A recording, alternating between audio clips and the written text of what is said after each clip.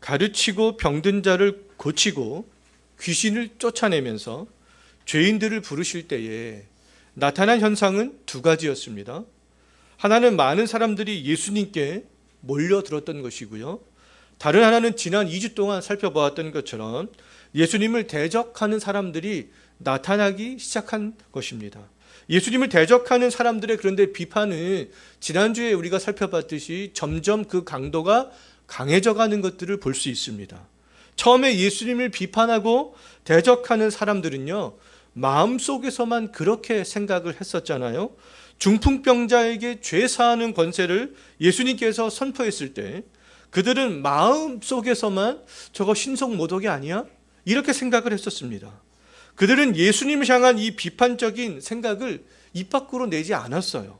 근데 이 마음속에서만 머물러 있던 그 예수님을 향한 비판은요, 이제 입 밖으로 내뱉게 되는데요. 예수님의 제자들에게 먼저 향했던 것을 볼 수 있습니다. 예수님을 비판했던 사람들은요, 예수님이 어찌하여 죄인들과 함께 음식을 먹을 수 있느냐라고 하면서 제자들에게 그렇게 비판적으로 질문을 했었잖아요. 그 다음으로 예수님을 제자를 향해서 비판적인 말을 했던 사람들의 비판은 이제는 예수님께로 직접적으로 향했던 것을 볼 수 있습니다. 예수님께 그들이 나와서요, 이제는요, 제자들이 금식하지 않는 문제와 안식일에 미리삭을 잘라 먹는 문제를 직접적으로 비판적으로 그렇게 거론하잖아요. 마음속에 그들이 머물러 있었던 비판은 예수님의 제자들에게 향하게 되었고요. 예수님의 제자들에게 향했던 비판은 이제는 예수님께 직접적으로 그렇게 향하게 되었습니다.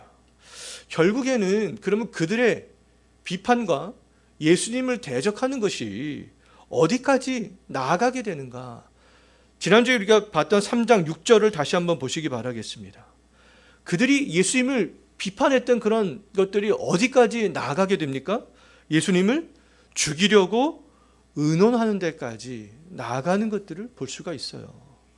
예수님을 대적했던 그런 사람들은요, 예수님이 가르치는 현장에 있었던 그런 사람들이었잖아요. 예수님이 행하시는 놀라운 이적도 그렇게 보았던 사람들이었습니다. 하지만 그들은 예수님의 말씀을 듣기 위해서 나온 사람들은 아니었어요. 예수님을 비판하기 위해서 나온 사람들이었습니다. 때문에 그들은 예수님이 행하시는 이적을 보면서도 예수님을 향한 그런 적대감은 점점 더 커질 수밖에 없었다는 겁니다. 예수님을 향한 바리새인들과 이렇게 서기관들의 적대감의 강도는 이렇게 점점 세졌지만 예수님은 그것에 대해서 전혀 신경 쓰지 않으셨어요. 왜냐하면 그러한 사람들은 예수님이 어떤 말을 하고 어떤 행동을 하고 어떤 이적을 행한다 할지라도 비판하고 대적할 사람들이기 때문에 그렇습니다. 오늘날에도 이 세상 사람들이 기독교에 대해서 갖는 거부감의 강도가 점점 커져가는 그러한 가운데 있잖아요. 그러한 상황에서 우리 그리스도인들이 그러면 어떻게 해야, 교회가 어떻게 해야 그들의 마음에 기독교가 정말 마음에 들 수 있겠는가? 비판적인 마음이 호의적인 마음으로 변화될 수 있겠는가? 어떻게 해야 그들이 예수님이 하나님의 아들이라는 것들을 믿게 할 수 있겠습니까? 정말 그들이 원하는 대로 무조건 따라가고 양보하고 그러면 해결될 수 있을까요? 금식하고 안식일에 배고파도 미리삭을 잘라 먹지 않고 병자가 있어도 고치지 않으면 그들이 정말 예수님께 관심을 갖게 될 수 있느냐 하는 것입니다. 중대한 교회에서 오늘날에도 그 아들에게 목회 자리를 물려주지 않으면 그들이 정말 교회에 대해서 허감을 가질 수 있을까요? 교회가 많은 사람들이 교회는 마치 헌금을 강조하는 것처럼 그렇게 생각을 하고 있는데 그들이 말이 맞다고 치고요. 교회가 정말 헌금을 강조하지 않으면 그들이 정말 예수님을 믿을 수 있게 되겠는가? 관심을 가질 수 있게 되겠는가? 사회적으로 무리를 일으키는 목사들이 더 이상 생기지 않는다면 정말 그렇게 될 수 있겠는가? 정말 물론 이 모든 것들을 하지 않으면 대한민국 사회에서 기독교에 대한 이미지가 지금보다 조금 더 좋아질 수 있습니다. 바리새인들과 서기관들이 요구하는 대로 했다면 바리새인들과 서기관들에게 예수님에 대한 이미지는 좋아질 수 있겠죠. 하지만 세상에서 기독교에 대한 이미지가 좋아지는 것과 세상 사람들이 예수님을 믿는 것은 다른 것입니다. 호감을 갖는 것과 믿는 것은 다른 거예요. 예수님은 호감을 갖도록 하신 것이 아니잖아요. 믿음을 갖도록 그렇게 가르치신 것이죠. 기독교는요, 세상을 따라가고 세상과 타협하는 종교가 아닙니다. 진리 되시는 예수님을 믿는 종교요, 말씀에 순종하는 종교가 되겠습니다. 신앙생활을 할 때 우리 그리스도인들이 할 일은요, 세상 사람들의 어떤 반응과 호응의 정도를 살피는 것이 아니에요. 하나님을 사랑하는 것이고 말씀을 지키는 것입니다. 왜냐하면 그것이 예수님께서 사역하신 방법이기 때문에 그렇고요, 하나님의 나라를 이루어가는 그것이 방편이기 때문에 그렇습니다. 그럼 예수님께로 나아올 때 무엇보다도 가장 중요한 것은요, 바른 태도가 되겠습니다. 바른 태도예요. 바리새인들과 서기관들처럼 자기 생각이나 세상의 가치관을 가지고 예수님의 말씀을 듣는다면 비판적으로 그렇게 들을 수밖에 없다는 것이죠. 바리새인과 서기관은 하나님을 떠난 그 시대에 정말 기득권 그런 자들이었잖아요. 하나님에 대한 믿음이 없는 사람들이 형성해 놓은 이 시대의 어떠한 진리, 이 시대의 가치관, 이 시대의 어떠한 정의를 더 신뢰하게 되면요, 진정으로 받아들이고 믿어야 할 그런 진리를 멀리하게 되고 거부하게 된다는 거예요. 이 시대의 진리와 가치를 신뢰하면 신뢰할수록 예수님을 멀리하고 적대시 할 수밖에 없게 됩니다. 세상이 기독교에 대해서 정말 적대시할수록 그리스도인들이 할 일은요, 뭐냐 하면 먼저 우리 스스로를 돌봐야 될 필요가 있어요. 돌아봐야 될 필요가 있습니다. 얼마나 정말 우리가 진리의 말씀에 순종하면서 신실한 하나님 나라의 백성으로 살았는지를 돌아보는 거예요. 우리가 교회와 기독교에 대해서 적대시하는 사람들에게 마음을 맞추기 위해서 그들에게 호감을 보이기 위해서 돌아보는 것이 아니라 우리가 얼마나 진리의 말씀 가운데 순종하며 살았는지, 정말 신실한 하나님의 백성답게 살았는지를 돌아보는 겁니다. 그리고 어떤 가치관에 현재 지배를 받고 있는지 생각해 보는 거예요. 정말 내가 성경적인 가치관에 더 지배를 받고 있나? 하나님께서 정말 나의 주권자 되심을 내가 정말 고백하며 살아가고 있나? 아니면 세상의 가치관, 세상이 나의 주권자가 그렇게 되어서 내가 살아가고 있지는 않나? 생각해 보는 겁니다. 우리의 삶에서 어떤 진리가 가장 중요하게 정말 작동하고 있는지 고민해 보는 것이죠. 로마 제국이 통치할 때 대다수의 사람들은 기독교에 대해서 적대성들을 그렇게 가지고 있었잖아요. 그럼에도 불구하고 그 시대에 복음이 확장이 되어져 나갈 수 있었던 것은요, 기독교인들이 비진리의 문제는요, 로마 제국에 순종했습니다. 근데 이 말씀에 따른 진리의 문제는요, 그렇지 않았어요. 그들은 이 진리의 문제는 말씀에 순종하면서 살아갔습니다. 그렇기 때문에 그 시대에 소수의 그리스도인들이 있었기 때문에 복음을 적대시하는 그러한 세상 가운데서도 복음이 확장되어 나갈 수 있게 되었던 것이죠. 바리새인들과 서기관들처럼 예수님에 대해서 적대적인 반응을 보이는 사람들이 있지만, 그럼에도 불구하고 그 시대에 대다수의 사람들은요, 예수님에 대해서 좀 호의적인 그런 반응들을 보였습니다. 예수님이 사역할 당시에 예수님에 대해 적대성을 보인 사람들보다도요, 호의적인 반응을 보인 사람들이 훨씬 더 많았어요. 처음에는 가버나움 사람들만 예수님께 호의적인 반응을 보였잖아요. 그 다음에는 갈릴리 전역에 사는 사람들이 호의적인 반응을 보였습니다. 오늘 본문 8절을 보게 되면요, 예수님에 대해서 호의적인 반응을 보이는 사람들이 폭발적으로 증가했던 것들을 볼 수 있어요. 한번 8절 한번 보십시오.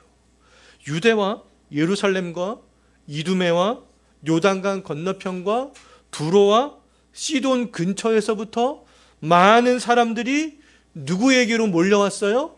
예수님에게로 몰려왔잖아요. 예수님께서 지금 어디에 계신데요? 갈릴리에 계십니다. 갈릴리. 거기까지 몰려왔던 거예요. 이두메는요, 유대 예루살렘보다 남서쪽으로 조금 더 아래에 있는 그런 지역이에요. 두로와 시도는요, 갈릴리에서 북서쪽으로 더 올라가면 위치에 있었던 그러한 지역이었습니다. 이 유대와 예루살렘과 이두메와 요단강 건너편과 그럼 두로와 시돈 근처에서부터 사람들이 예수님께 몰려왔다는 것은요, 유대 땅 동쪽에서부터 서쪽에 이르기까지, 유대 땅 남쪽에서부터 북쪽에 이르기까지 전국에서 몰려온 것입니다. 전국에서요. 교통이 발달하지 않았던 2000년 전에 유대 전역에서 많은 사람들이 갈릴리에 계신 하나님께 몰려왔던 것은요, 분명한 이유가 있지 않겠어요? 걸어서 그들이 왔겠죠. 수개월을 걸려서 온 사람들도 분명히 있습니다. 근데 거기에는 분명한 이유가 있다는 거예요. 그 이유가 무엇인가? 왜 교통도 발달하지 않았던 그러한 시대에 유대 땅 전역에서 예수님께 몰려왔는가?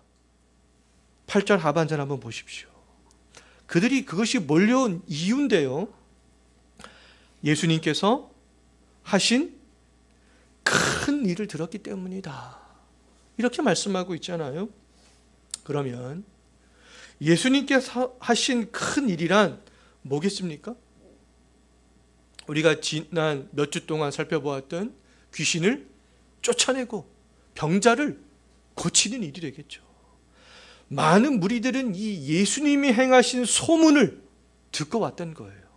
하지만 예수님이 누구인가, 그것을 정확히 알고 나온 것은 아닙니다. 예수님께서 구약시대에 예언된 메시아됨을 믿고 나온 것도 아니고요, 그 메시아 되시는 예수님을 믿기 위해서 근데 나온 것도 아니에요. 그들이 예수님께 전국에서 몰려왔던 것은 단지 이적을 행하시는 예수님을 경험하기 위해서 그들이 몰려왔던 것이죠.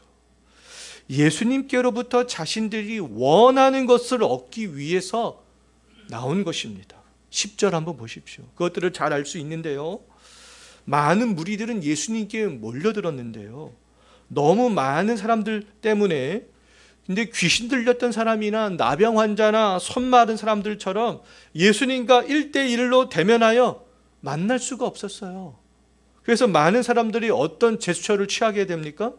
예수님을 만지기라도 원했던 마음들이 간절했습니다. 어떻게 보면 대단한 믿음처럼 보이지만 이들은 그런데 정말 예수님이 하나님의 아들로 믿는 그 믿음으로, 그것을 믿기 위해서 나온 것이 아니에요. 의학이 발달하지 않았던 시대에 수많은 병을 가진 사람들이 병을 고치기 위해서 예수님께 몰려들었던 것들을 10절을 보면 알 수 있습니다. 많은 사람들이 예수님께 기대감을 가지고 모였고요, 예수님께서도 사람들이 원하는 것들을 주셨지만 사람들은 예수님이 누구인지 알려고 하지 않았어요. 그것에는 관심이 없었습니다. 이러한 것들이 세상 사람들의 특징이라는 거예요. 예수님께 대해서 호의적으로 많은 사람들이 몰렸지만 예수님이 누구인가, 그것에 대해서는 관심이 없다는 거죠.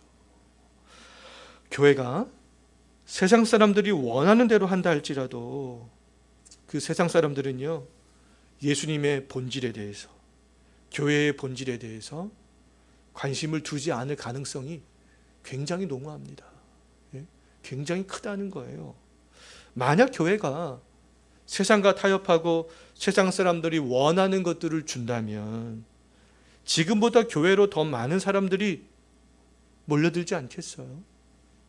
과거에는 실제로 그랬습니다.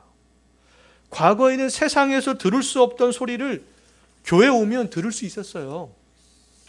교회 오면 성공하고 잘 살 수 있게 된다라는 말들을 60년대, 70년대, 80년대는 들었습니다. 의료보험이 안 돼서 병원도 쉽게 갈 수 없었던 시절에 교회 가면 병이 낫는다, 그런 말들을 들었잖아요.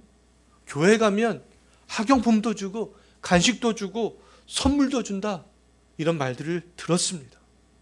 사람들이 이러한 소리를 듣고 교회로 몰려왔어요. 이러한 소리를 듣고 근데 교회로 몰려온 사람들은요, 유대 전역에서 몰려든 많은 무리와 같은 사람들이다라고 말할 수 있어요. 예수님께서 붙잡혔을 때 많은 무리들은 어떻게 했습니까? 예수님을 대적하면서 예수님을 십자가에 못 박으라고 외치면서 예수님을 다 떠나갔잖아요. 그 이 많은 무리들은 그런 소리를 듣고 과거에 교회로 나온 사람들, 오늘날도 역시 마찬가지입니다. 자기가 원하는 것들을 얻기 위해서 오는 사람들은 언젠가는 예수 그리스도를 떠날 사람들이라는 거예요. 아직까지도 정말 많은 무리에 속한 채 남아있는 사람들이 교회 안에는 여전히 많이 있을 것으로 봅니다. 아직까지도 무리 속에 속해서 예수님께 자기가 원하는 것들을 얻기 위해서 나오는 사람들이 있다는 거예요. 그래서 예수님께 호감을 가지고 나오는 사람들이 있다는 겁니다. 무리는 예수님이 어떤 분인지, 이 땅에 왜 오셨는지, 예수님께서 무엇을 말씀하셨는지에 대해서는 관심이 없어요. 예수님께서 우리 그리스도인들에게 어떻게 살라고 말씀하셨는가, 그것에 대해서는 관심이 없습니다. 자기가 원하는 것에만 관심을 두고 자기 뜻대로 그렇게 살아가는 사람들이 되겠습니다. 이러한 무리들이 예수님께 몰려들었을 때 그럼 예수님께서는 어떻게 하셨는가? 9절 한번 보십시오. 많은 무리가 예수님을 애워싸는 것을 피하기 위해서 제자들에게 작은 배를 하나 준비시켜라, 이렇게 말씀하셨잖아요. 예수님께서 왜 작은 배를 준비시키라고 말씀하셨겠어요? 예수님께서는요, 너무 많은 사람들이 물밀듯이 밀려오기 때문에 작은 배에 올라서 사람들을 가르치려고 했던 것이죠. 예수님께 나올 때, 그럼 신앙생활을 할 때 우리가 관심을 가져야 할 것은요, 무리들처럼 내가 원하는 것이 되어서는 안 된다는 거예요. 예수님께서 배 위에 올라가신 이유를 한번 생각해 보시기 바랍니다. 예수님께서 배 위로 올라가셨던 것은 가르치기 위해서였잖아요. 그것이 목적이라는 겁니다. 우리는 그러면 하나님의 말씀에 관심을 가져야 되는 것이죠. 말씀에 귀를 기울여야 되는 것입니다. 예수님이 하나님의 아들 되심을 믿는 것에 마음을 열어야 되는 거예요. 하나님의 아들이 이 땅에 오신 목적에 대해서 관심을 가져야 되는 것이죠. 예수님께서는 하나님의 나라를 선포하고 가르침으로 죄인들을 세상으로부터 불러내서 그 목적을 이루기 위해서 예수님께서 이 땅에 오셨잖아요. 우리가 우선적으로 기억해야 할 일은, 예수님은 많은 사람들이 몰려들었을 때에 많은 사람들을 피해서 말씀을 가르치기 위해서 배 위로 올라가신 예수님이에요. 예수님.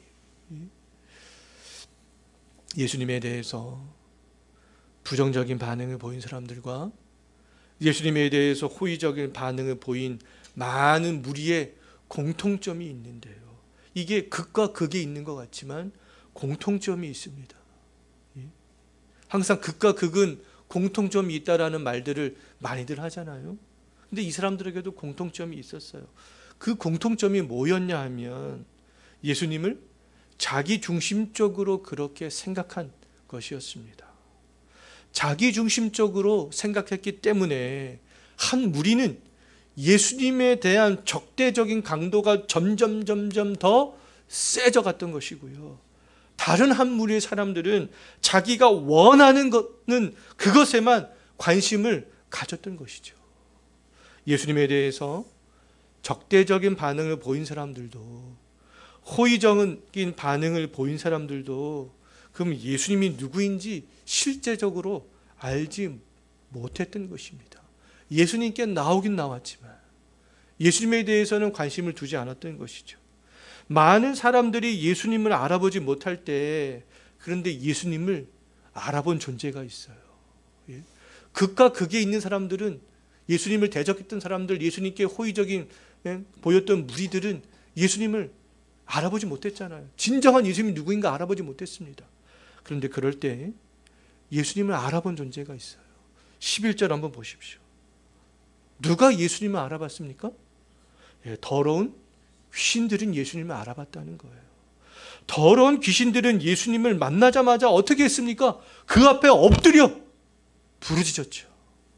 더러운 귀신들은 예수님 발 앞에 엎드려서 하나님의 아들이여 이렇게 고백하잖아요.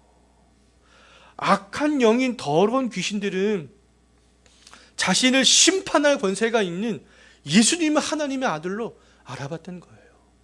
근데 예수님을 대적했던 사람들과 예수님께 호의적인 반응을 보이면서 모였던 많은 무리들은 예수님이 누구인지 알지 못했던 것입니다. 영을 소유한 존재 중에서 예수님을 하나님의 아들로 알아보지 못하는 존재는 누구밖에 없어요? 인간밖에 없어요. 인간밖에 없습니다. 선한 천사도 악한 천사도 영을 가진 존재는 모두 다 예수님을 하나님의 아들로 그렇게 알아보잖아요. 그런데 오직 인간만이 몸과 영혼을 능히 지옥에 멸하실 수 있는 예수 그리스도를 알아보지 못하고 있다는 겁니다. 악한 영인 더러운 귀신들이 예수님의 존재를 알아볼 수 있었다면, 그러면 충분히 인간들도 예수님을 알아볼 수 있다는 거예요? 없다는 거예요? 있다는 거예요. 왜요? 영을 소유했기 때문에 그렇습니다. 그럼 더러운 귀신들보다 우리 이 타락한 인간들이 예수님에 대한 고백을, 예수님을 알아볼 수 있는 그 믿음을 더 잘 발휘할 수 있어요. 왜냐하면 악한 더러운 귀신들은 완전히 타락한 존재잖아요. 그런데 우리가 교리 시간에 배웠지만 우리 인간은 타락했지만 완전히 100% 타락한 존재는 아니라는 것이죠. 인간은 100% 타락한 것이 아닙니다. 완전히 타락한 영은 개선의 여지가 없지만 우리 인간은 어때요? 개선의 여지가 있는 거예요. 개선의 여지가 있습니다. 우리의 마음에서 올라오는 것이 무엇인지 한번 생각해 보십시오. 우리의 육체를 통해서 정말 나타내고 싶은 것들이 무엇인지 생각해 보시기 바라겠습니다. 그러면 죄성 때문에 영혼의 의사가 되시는 예수님을 찾고자 하는 그런 마음들이 우리의 영혼에서부터 어떻게 해요? 불러 나오게 된다는 것이죠. 더러운 귀신은 세상의 권세자들보다 더 강력한 힘을 가진 존재잖아요. 그럼에도 더러운 귀신이 두려워한 것은 오직 예수님 한 분밖에 없었습니다. 로마의 황제 두려워하지 않았어요. 예수님만 두려워했던 것이죠. 왜요? 예수님만이 그들을 심판할 수 있는 존재이기 때문에 그렇습니다. 현재 그렇다면 우리들은 누구를 두려워하고 있는가? 정말 우리가 두려워해야 될 그런 대상은 세상의 권세자들인가? 아니면 예수님인가? 잘 한번 생각을 해보시기 바랍니다.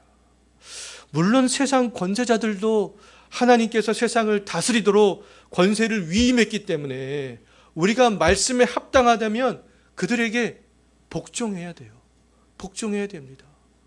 우리 교회도 경기도에서 지침이 내려와서 모든 교회는 다 방역을 해야 된다. 그래서 어저께 다 교회 방역했습니다. 가르침에 합당하다면, 말씀에 합당하다면, 진리에 합당하다면 복종해야 되는 것이죠. 예? 하지만 우리의 몸은 죽여도 영혼은 능히 죽이지 못하는 권세자들만을 우리가 두려워해서는 안 된다는 거예요. 우리의 몸을 죽일 수 있는 권한이 있고, 우리의 경제권들을 빼앗을 수 있는 권한이 있고, 종교의 자유까지 침해할 수 있는 그런 권한이 있다 할지라도 우리가 두려워해야 될 대상은 아니라는 것입니다. 세상의 권세자들이 우리의 몸을 좌지우지할 수 있는 권한이 있다 할지라도 예수님이 재림하시는 마지막 심판의 때에 그들은 심판의 날을 두려워하게 돼 나약한 존재들이라는 거예요. 예수님은 하나님의 아들로 고백하지 않는 모든 땅의 임금과 왕족들과 장군과 부자들과 강한 자들과 모든 종과 자유인들은 심판이 두려워서 굴과 산들의 바위 틈에 숨게 될 것이다. 요한계시록 6장 15절 말씀에서 그렇게 말씀하고 있잖아요. 초대교회의 성도들, 종교개혁 시대의 그런 사람들은요, 세상의 권력자들을 두려워하지 않았어요. 오직 하나님 한 분만을 두려워했습니다. 왜요? 우리의 몸과 영혼까지 멸하실 수 있기 때문에 그런 거죠. 더러운 귀신이 예수님을 두려워했던 것도 자기를 멸하실 수 있는 권세가 예수님께 있었기 때문에 그랬던 겁니다. 때문에 초대교회와 종교개혁 시대에 살았던 사람들은요, 과거에 목숨을 걸고 수많은 사람들이 자유를 지켜냈듯이 그들도 종교의 자유를 목숨을 걸고 그렇게 지켜냈던 것이죠. 자, 3장 7절부터 12절까지는 바닷가에서 발생한 일들이었습니다.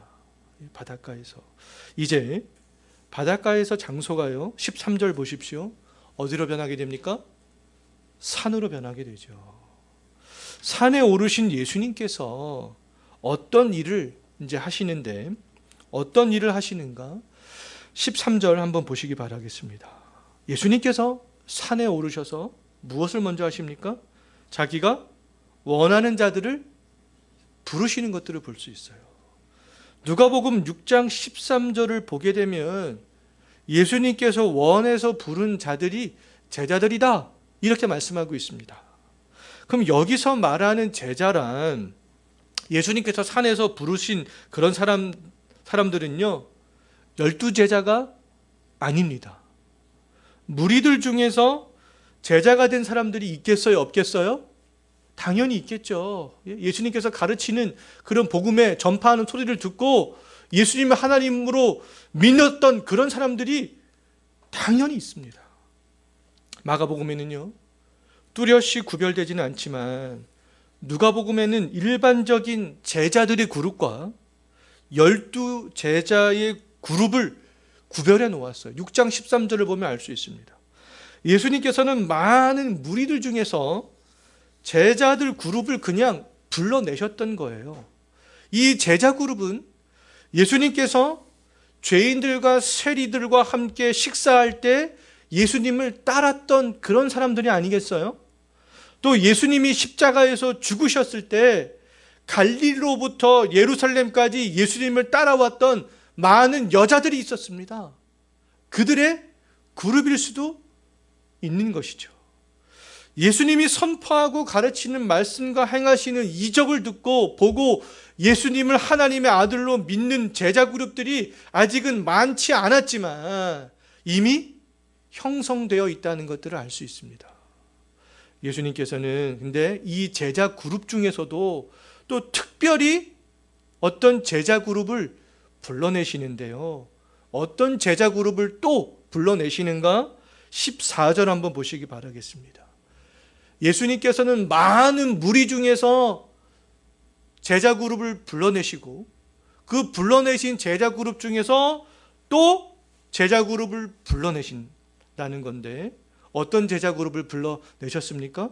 12명의 제자를 따로 부르신 것들을 볼 수 있어요. 예수님께서는 다른 숫자도 아닌 왜 12명의 제자를 그럼 부르셨을까? 우리가 이러한 한번 생각을 해본다면 12는 구약시대의 하나님 나라의 백성이 12지파를 상징하는 숫자가 되잖아요. 예수님께서는 12명의 제자를 통해서 그렇다면 이제 장차의 일들을 미리 보여주시고자 하셨던 것들을 알 수 있습니다. 이 12명의 제자를 통하여서 이제는 혈통적, 민족적인 이스라엘이 아니라 나라와 민족과 언어를 뛰어넘는 새로운 하나님의 나라의 백성 공동체를 만들기를 원하셨던 것이죠. 이스라엘의 12지파를 잇는 이 신약시대의 새로운 하나님의 백성이 모이는 이스라엘, 그 이스라엘 공동체가 교회 공동체가 되는 것입니다. 예수님께서는 예수님 사후에 이제 이 12제자를 통하여서 새로운 하나님의 백성들이 모이는 그 교회가 세워질 수 있도록, 하나님의 백성들이 모이는 그런 공동체가 세워질 수 있도록 12명의 제자를 따로 부르셨던 것들을 볼 수 있어요. 예수님께서는 장차 하나님 나라의 새로운 백성들이 모이는 이제 교회가 모퉁이돌 되시는 예수님을 기초로 이 사도들과 선지자들의 터 위에 세워지기를 원하셨던 것입니다. 에베소서 2장 20절 말씀에 보면 그렇게 말씀하고 있잖아요. 예수님께서 특별히 불러 세운 12명의 제자를 우리는 또 다른 말로 사도라고 부릅니다. 사도. 근데 일반적으로 사도로 불리우는 사람들은요, 가룟 유다를 대신해서 들어간 마띠아와 사도 바울과 바나바와 또 예수님의 친동생이었던 야고보까지 이렇게 포함을 시키기도 합니다. 예수님의 동생인 야고보는요, 예수님의 생전에는 예수님을 믿지 않았어요. 하지만 부활을 목격한 이후에 예수님을 믿게 되고요, 야고보서를 기록하게 될 뿐만 아니라 예루살렘 교회에서 기둥과 같은 그런 역할을 감당해 나가는 것들을 보게 됩니다. 사도는 그럼 예수님 생전에 예수님과 함께 하면서 예수님께 가르침을 받았을 뿐만 아니라 예수님의 부활을 목격한 사람들이 되는 것이죠. 근데 그럼에도 이 바울과 바나바와 예수님의 형제 야고보는 예수님께 직접적인 가르침을 받지 않았잖아요. 그럼에도 불구하고 이 사도의 반열에 들어가는 것은요, 부활하신 예수님으로부터 직접적으로 교회를 세우는 직분을 위임받았기 때문에 그렇습니다. 우리가 고린도전서, 고린도후서에 보면 많은 증거들이 그렇게 나와 있어요. 예수님께서 이 12명의 사도에게 교회를 세우는 일들을 맡기기 위해서 그들을 부르시고 그 다음으로 이제 어떻게 하시는가? 14절 다시 한번 보십시오. 우리 주 예수님께서는 자기와 함께 하시고 전도하기 위해 그들을 어떻게 합니까? 보내시잖아요. 또 귀신을 내쫓는 권능도 주셨습니다. 예수님께서는 이처럼 12명의 제자들과 동고동락을 하시는데요, 그렇게 동고동락을 하신 것은 예수님을 따르는 제자의 삶이 무엇인지 직접 가르치고 삶으로 보여주기 위함이었습니다. 그들을 또 전도의 현장으로 내보낸 것은요, 장차 이 12명의 사도들이 해야 될 복음 증거를 미리 훈련시키셨던 것이죠. 또 그들에게 귀신을 내쫓는 권세를 비롯해서 병자를 고치는 권세를 주신 것도 그동안에 없었던 그런 새로운 공동체인 이 교회를 세워가는데 유익을 주기 위해서 그러한 능력을 예수님께서 그들에게 주었던 것입니다. 사도는요, 한시적으로 존재했던 그룹이에요. 오늘날에는 존재하지 않는 사람들입니다. 2000년 전에 교회를 세우는 사명이 사도들에게 주어졌다면 오늘날 교회를 세워가는 책임은 우리들에게 주어져 있습니다. 왜냐하면 교회는 모퉁이돌 되시는 예수님에 대한 그 믿음 위에 예수님께서 교회의 기초석이 되어지신다는 거잖아요. 그 믿음 위에 사도들과 선지자들이 예수님에 대해서 선포하고 가르치는 말씀 위에 세워져 가는 곳이기 때문에 그렇다는 거예요. 교회는요, 자기 몸을 하나님의 거룩한 성전으로 생각할 수 있는 그러한 성도들, 그 성도들 한 사람 한 사람들이 모여서 모퉁이돌 되시는 예수님을 기초석으로 해서 서로 연결하여서 성전, 그 예수님의 몸을, 이 몸된 교회를 세워가는 것입니다. 우리 한 사람 한 사람이 모여서 세워가는 것이에요. 그리고 그리스도 예수 안에서 함께 지어져 가는 것입니다. 한마디로 교회는 성도들이 모여 함께 지어져 가는 공동체다 말하고 있습니다. 내 몸, 내 안에 물론 성령이 계시기 때문에 우리는 거룩한 성령의 전이고 하나님의 성전이고 교회라고 말할 수 있어요. 그런데 나 혼자 있으면 교회가 안 된다는 거예요. 그 사실을 믿고 아는 사람들이 모여서 함께 뭐라고 말씀하고 있습니까? 에베소서나 고린도전서에서 보면 함께 지어져 가는 것이다. 함께 세워져 가는 것이다. 그것이 교회다. 이렇게 말씀하고 있어요. 우리는 이 교회를 생각할 때 어떤 하나의 말씀만을 딱 띄워놓고 생각하면 안 되는 것이죠. 교회를 생각할 때 전체적인 말씀들을 우리가 다 아울러 생각할 수 있는 그런 우리에게 말씀을 보는 눈들이 있어야 되겠습니다.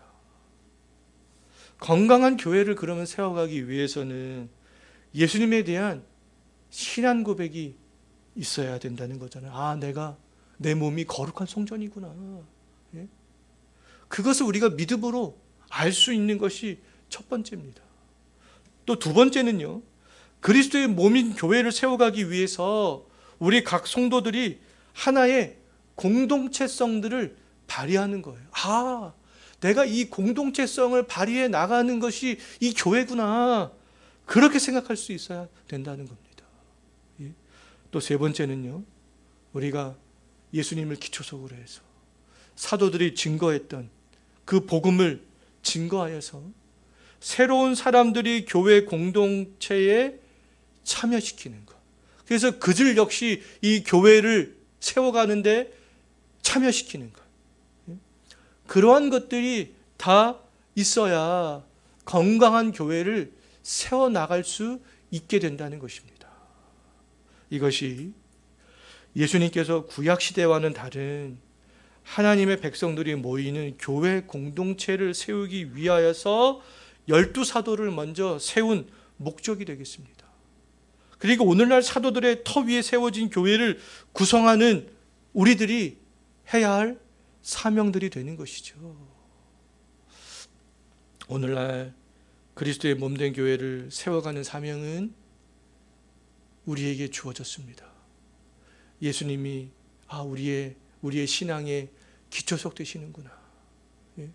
우리들은 사도들이 증거한 그 믿음 가운데 있는 거구나. 우리 또 그 가르침들을 또 우리는 증거해야 되는구나. 우리가 그 사실을 알고, 우리가 이 교회를 세워가야 될 책임이 우리에게 주어졌구나. 우리가 그 사실을 인정하고 인지하고 하는 것들은 굉장히 중요합니다. 2000년 전 사도들이 교회를 온전히 세워갔듯이 이제 우리 모든 성도들도 정말 교회를 세워가는데 그 역할과 책임을 다할 수 있게 되기를 진정으로 소망합니다. 기도하겠습니다. 아버지 하나님,